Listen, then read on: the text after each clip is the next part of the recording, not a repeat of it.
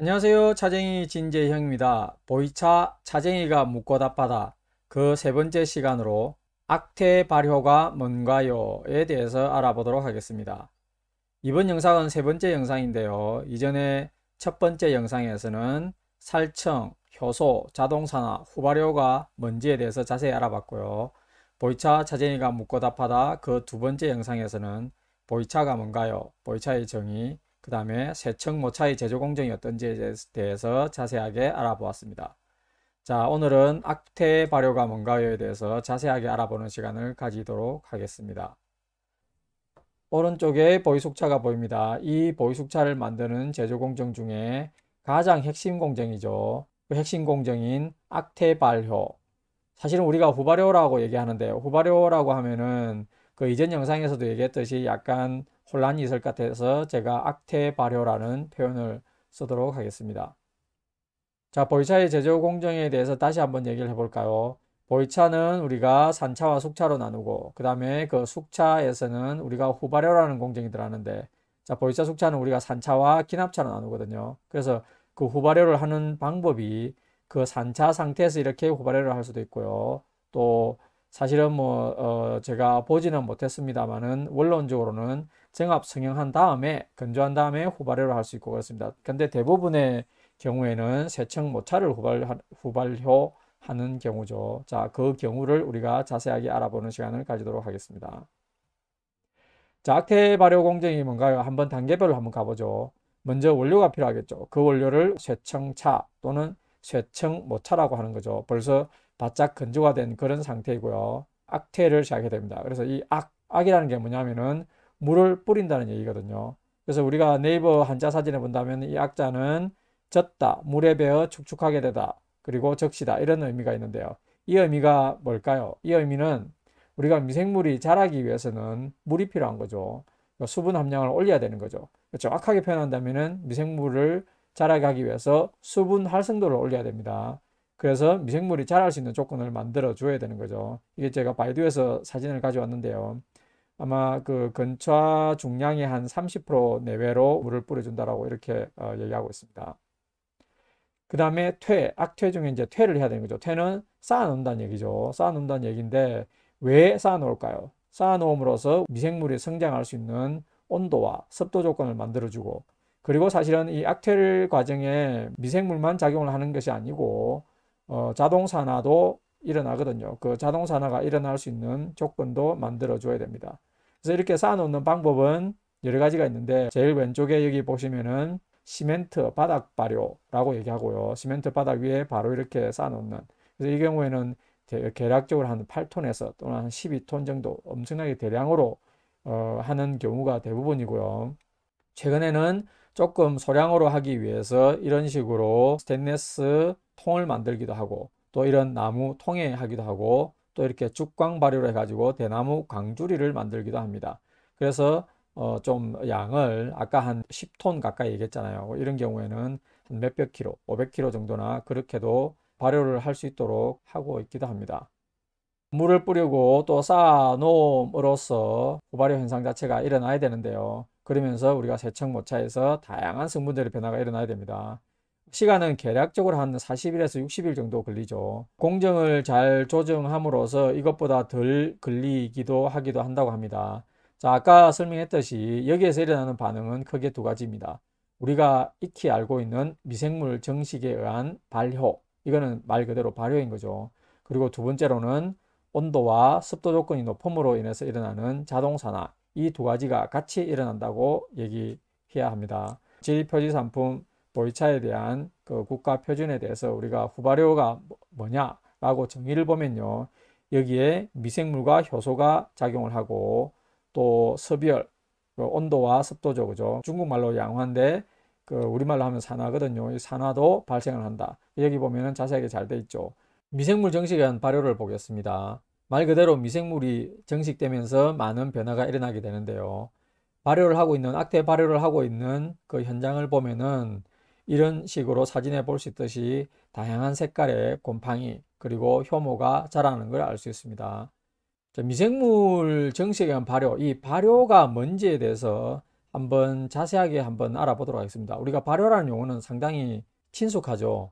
우리 주변에서 발효가 일어나는 음식을 본다면은 김치가 대표적인 예가 되고 또 된장, 그리고 요구르트, 그 다음에 와인, 치즈, 많은 것들이 있죠. 그래서 이 발효는 뭐냐면은 미생물이 정식함으로써 사람들한테 유익한 어떤 변화를 발생시킨다. 그게 발효가 되는 거고요.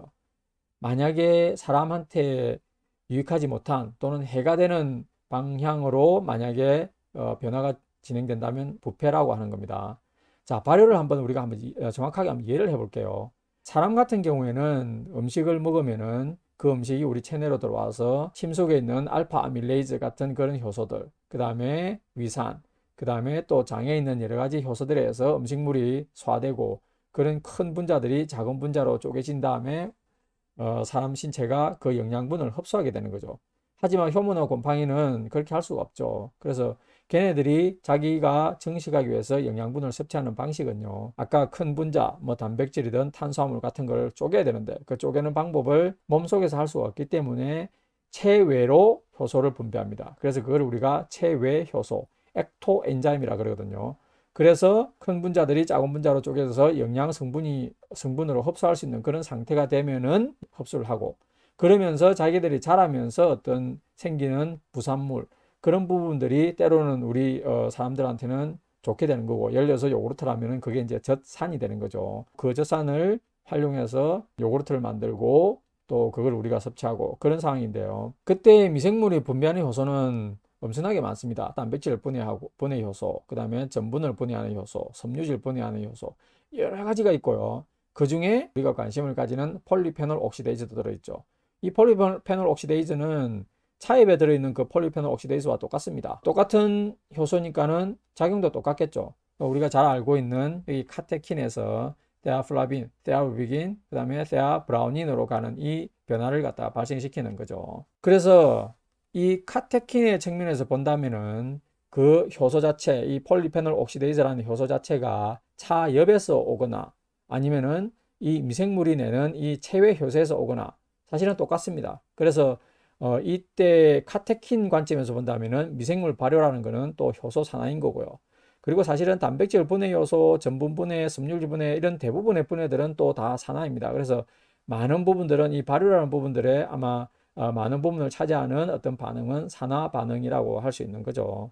자, 이 PPO라는 게, 이 폴리페놀 옥시데이즈라는 게 찻잎에서 온 게 아니라 미생물에서 왔기 때문에 찻잎에서 온 경우에는 우리가 발효 또는 산화라고 얘기하죠. 발효차 이렇게 얘기하는데 그게 아니기 때문에 후발효라는 표현을 쓰는 거죠. 근데 이제 이 발효라는 데서 이제 중요한 거는 뭐냐면은 그런 카테킨의 어떤 산화 중합 반응도 일어나지만 그 외에 아까 얘기했던 단백질이든 전분이든 향기 성분이든 다양한 변화들이 일어나게 되는 거죠. 그래서 이 발효라는 부분은 사실은 많은 반응들이 일어나는 복잡한 과정이라 볼 수 있습니다. 높은 온도와 습도 조건에 의한 자동산화 부분을 한번 살펴볼게요. 실제 액체 발효를 하고 있는 곳의 온도를 제가 적은 건데요. 재서 적은 건데요. 여기 본다면은 47.9도, 55.5도, 65.6도 이렇게 돼 있죠. 이런 높은 온도, 그 다음에 이때는 습도도 높잖아요. 그죠? 그런 조건에서는 자동산화 현상이 발생되게 되는데요. 이 차트 보신 적 있으시죠? 살청을 한다면은 여기 카테킨에서 테아플라빈, 테아루비긴, 테아브라우닌으로 가는 거를 막아준다. 보통 이렇게 이제 설명하기 쉽기 위해서 이렇게 얘기하는데 사실은 그게 아니라고 그랬죠. 이거는 효소는 우리가 스위치가 아니라 이렇게 가는 속도를 빨리 해주고는 촉매 작용을 하기 때문에 그 촉매가 없더라도 이 반응은 간다 그랬습니다. 하지만은 엄청나게 천천히 가는 거죠. 엄청나게 천천히 가기 때문에 그냥 우리가 쉽게 표현해서 가지 않는다 또는 막아준다 이렇게 이제 표현을 하는데 엄청나게 천천히 가지만은 갑니다. 근데 온도가 높거나 습도가 높다면은 이 자동산화 과정은 빨리 가게 되는 거죠. 자, 대표적인 예가 뭐죠? 우리가 자동산화 현상을 이용하는 대표적인 차의 예가 뭐냐면은 황차의 민황공정입니다. 민황공정은 한 며칠 만에 여기 그 차황소 쪽으로 이제 꽤 많이 이렇게 가게 하는 그런 반응인 거죠. 왜요? 온도가 높고 그 다음에 습도 조건이 높기 때문에 빨리 갈 수 있는 겁니다. 하지만 바짝 마른 상태에서는 이 속도는 엄청나게 느리게 되는 거죠. 다시 정리를 한다면은 보이차, 숙차의 악태 발효 공정 중에 일어나는 변화가 뭔가? 그거는 크게 두 가지가 있는데요. 하나는 미생물의 정식에 의한 발효가 있고요. 아까 얘기했던 체외 효소, 액토 엔자임에 의해서 많은 변화들이 일어나고, 그 외에도 온도가 높고 그 다음에 습도 조건도 높기 때문에 자동 산화 현상도 같이 일어난다. 이렇게 이해를 하시면 되겠습니다. 자, 온도가 너무 높으면 안 되거든요. 그래서 보면은 대략적으로 한 10일 정도마다 이렇게 번퇴를 해준다. 그 뒤집어준다 얘기를 하죠. 제가 실제로 발효를 하고 있는 그 사진을 찍어 왔는데요. 여기 보시면은 8일 지나서 9일째에 첫 번째 뒤집기를 하고 또 다시 이제 온도가 올라가는 거죠. 43도, 59도, 60도 올라가는 거죠. 그러고 나서 다시 한 또 7일 정도 지나고 나서 두 번째 뒤집기를 한다 되어 있습니다. 자, 이때 이제 우리가 온도 조건을 얼마로 해야 되느냐. 거기에 대해서는 수출하는 보이차에 대한 Good Manufacturing Practice에 대한 조건을 적어 놓은 걸 제가 찾아봤는데요. 여기에 보면은 후발효 할 때는 여기 보시면은 65도 이하로 관리하는 게 좋다라고 나와 있습니다.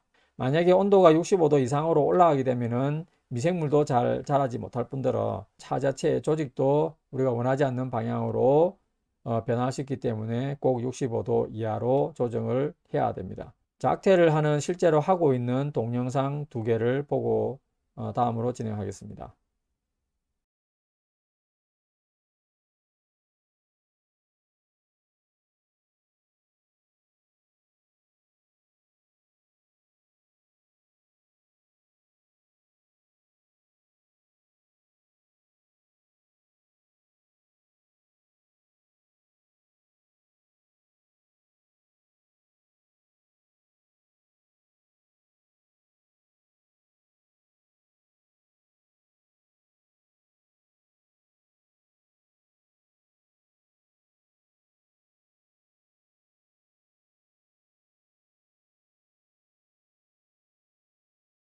나무 광주리에 지금 악태 발효를 하고 있는 겁니다. 이건 지금 11월 30일에 했고 현재 지금 온도 한 60도 정도 되네요. 한 28일 정도 지금 발효를 한 상태고요. 지금 이거는 이제 열을 나오게 하기 위해서 이런 식으로 구멍을 뚫어 놓고 있는 그런 상황입니다. 그래서 온도를 체크하는 거고요. 저쪽에도 지금 하고 있고 한 500kg 정도 된다고 합니다. 발효하는 정도는요. 시멘트 바닥에 이제 발효하는 건데요. 이제 땅에서 이렇게 발효시킨다는 거죠. 땅바닥에서. 지금 현재 한 48.1도 정도 온도가 되고 거의 발효가 다 돼가는 그런 중이라고 합니다. 지금 보면은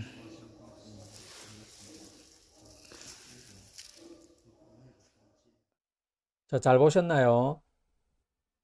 보이숙차를 만들기 위한 악태 공정의 최종 과정은 건조입니다. 건조를 하는 방식은 열풍을 가한다거나 온도를 가하는 게 아니라 자연 건조 방식인데요. 여기 보시면은 보이차를 고를 이렇게 태워서 이렇게 표면적이 높게 해가지고 공기 중으로 수분이 휘발되어서 건조되게 하는 그런 방식을 택하고 있고요. 여기 보시면은 수분이 이렇게 계속 올라오고 있는, 건조되고 있는 그런 상황인 거죠. 때로는 이렇게 땅에 이렇게 띄워서 나무판 위에 이렇게 놓고 건조를 하기도 하고요. 때로는 또 바닥에 이렇게 얇게, 양이 적다면은 바닥에 얇게 펼쳐서 빨리 건조를 하기도 합니다. 그래서 이 경우에 이제 시간이 조금 지나면은 또 고를 다르게 타서 이제 섞어주는 거죠. 섞어서 또 건조가 안 된 부분이 노출되게 해서 다시 건조를 하는 그런 방식으로 하고 있고요. 보이숙차 최종 악태 발효하고 나서 살균 공정이 있다라고 얘기하시는 분도 봤는데요. 보이숙차 악태 발효 후에 살균 공정은 없습니다. 자연적으로 건조시키는 그런 동영상 두 개를 보시도록 하겠습니다.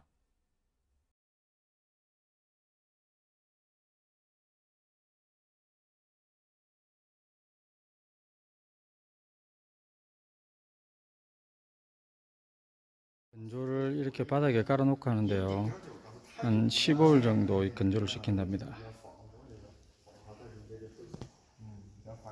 이런 식으로. 자, 잘 보셨나요? 악태 발효 공정이 뭔가에 대해서 제가 최대한 자세하게 설명을 드렸는데요. 도움이 되셨는지 모르겠습니다. 악태 발효 공정이 뭔가요? 그 두 번째 영상을 준비를 하고 있는데요. 개략적으로 내용을 살펴보면 이렇습니다. 악태 발효 중에는 어떤 미생물이 자라는가, 또 악태 발효 중에는 어떤 성분들의 변화가 어떻게 일어나는가, 그리고 악태 발효의 정도에 따른 맛과 향의 차이는 어떤가, 그리고 또 악태 발효를 하는 데 있어서 여러 가지 민감한 문제들이 있거든요. 그런 문제들에 대해서 제가 최대한 자세하게 다루어 보는 시간을 가지도록 하겠습니다. 또 다음 영상에서 다시 찾아뵙도록 하겠습니다. 감사합니다. 상해에서 차쟁이 진재형이었습니다.